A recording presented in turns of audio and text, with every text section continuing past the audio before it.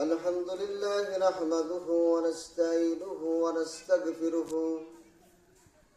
ونعوذ بالله من شرور أنفسنا ومن سيئات أعمالنا من يهد الله فلا مضل له ومن يضلل فلا هادي له وأشهد أن لا إله إلا الله وحده لا شريك له ونشهد أن سيدنا مولانا محمدا عبده ورسوله الذي أرسله بالحق بشيرا ونذيرا وداعيا إلى الله بإذنه وسراجا منيرا فقد قال الله تعالى في كلام المجيد وفرقانه الحميد أعوذ بالله من الشيطان الرجيم بسم الله الرحمن الرحيم إن الله وملائكته يصلون على النبي يا أيها الذين آمنوا صلوا عليه وسلموا تسليما اللهم صل على سيدنا مولانا محمد وعلى آل سيدنا شفيعنا محمد اللهم صل على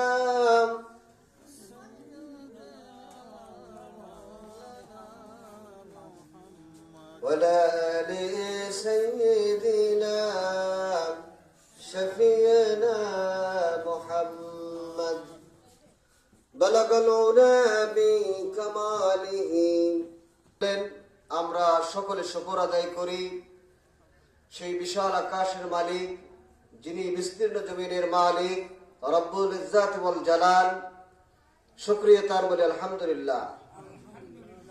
ঐতিহ্যবাহী সাকসিরি মধ্যপাড়া রহমানিয়া ফুরকানিয়া হাফিজিয়া মাদ্রাসা কর্তৃক আয়োজিত 29তম বাৎসরিক তাফসীরুল কোরআন মাহফিলের আজকের সম্মানিত সভাপতি, সম্মানিত প্রধান অতিথি, সম্মানিত প্রধান বক্তা, সম্মানিত বিশেষ বক্তা, আমার সামনে বসা আমাদের শ্রদ্ধেয় বাবাজিরা, ভাইরা, ছোট্ট কচিকাচারা, পর্দার আড়ালে অবস্থানরত মা ও বোনেরা, সকলকে জানাই সালাম, আসসালামু আলাইকুম ওয়া রাহমাতুল্লাহি ওয়া বারাকাতুহু। আল্লাহ তাআলা মহান রব, যিনি এই বিশাল আকাশের মালিক, নবমণ্ডল ভূমণ্ডলের যিনি মালিক, যিনি আমার মালিক, যিনি আমাকে সৃষ্টি করেছেন, আমার প্রত্যেকটা শ্বাস প্রশ্বাস যে রবের হুকুমে অতিবাহিত হচ্ছে, তিনি আমাদেরকে আজকের এই কোরআনুল কারীমের এই সুন্দর আয়োজনে যাদেরকে এনেছেন, আমরা আরেকবার শুকর আদায় করি, শুকরিয়া তার বলি আলহামদুলিল্লাহ। হযরত বিলাল রাদিয়াল্লাহু তাআলা আনহু নবী করিম সাল্লাল্লাহু আলাইহি সাল্লামের একজন জলিলুল কদর সাহাবী। আল্লাহর নবী মুহাম্মদুর রাসূলুল্লাহ সাল্লাল্লাহু আলাইহি সাল্লাম মিরাজে গিয়েছিলেন। মিরাজ থেকে ফিরে এসে হযরত বিলালকে ডাকলেন, ডেকে বললেন, বিলাল, জিবরাইল আমিন আমাকে যখন সিদরাতুল মুনতাহায় একাকী রেখে গিয়েছিলাম, তখন আমি একাকিত্ব অবস্থায় ভিতরে একটু ভয় ভয় ফিল করছিলাম। এমত অবস্থায় তোমার পাদুকার শব্দ আমার অন্তরে সাহস জোগালো। বিলাল, তুমি এমন কি আমল করো যে আমলের কারণে সিদরাতুল মুনতাহায় ওই বিশাল আকাশের মালিক, যার তোমার পদে পায়ের আওয়াজ শুনে আমাকে আশ্বস্ত করলেন।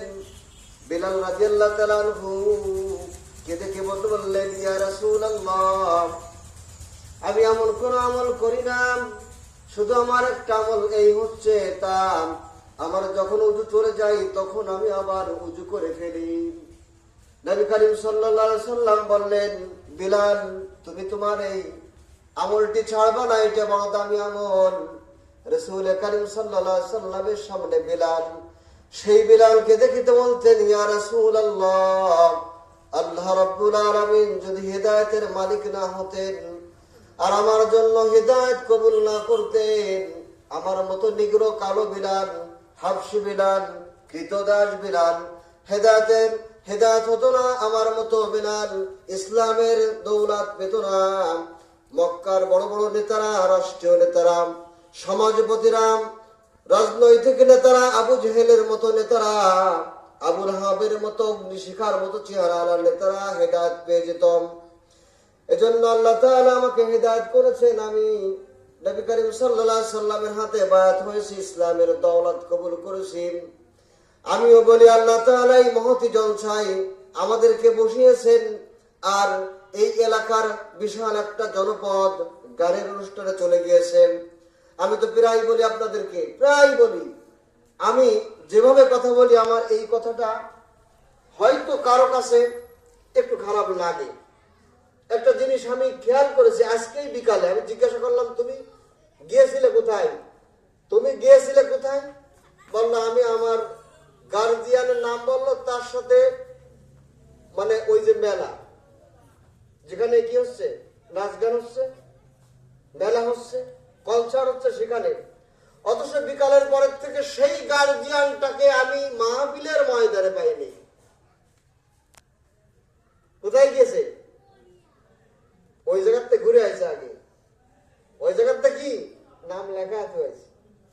এই হচ্ছে আল্লাহ তাআলা বলেন, আল্লাযীনা ইযা যুকিরাল্লাহু কুলুবুহুম ওয়া ইযা তুলিয়াত আলাইহিম আয়াতুহু যাদাতুহুম ঈমানান ওয়া আলা রাব্বিহিম ইয়াতাওয়াক্কালুন। আল্লাহ তাআলা বলেন, যখন ইন্নামাল মুমিনুনা, যখন মুমিনদের সামনে কোরআনুল কারীমের আলোচনা হয়, আল্লাহ তাআলার যিকির হয়, সেই সময় মুমিনের অন্তরটা গলে যায়।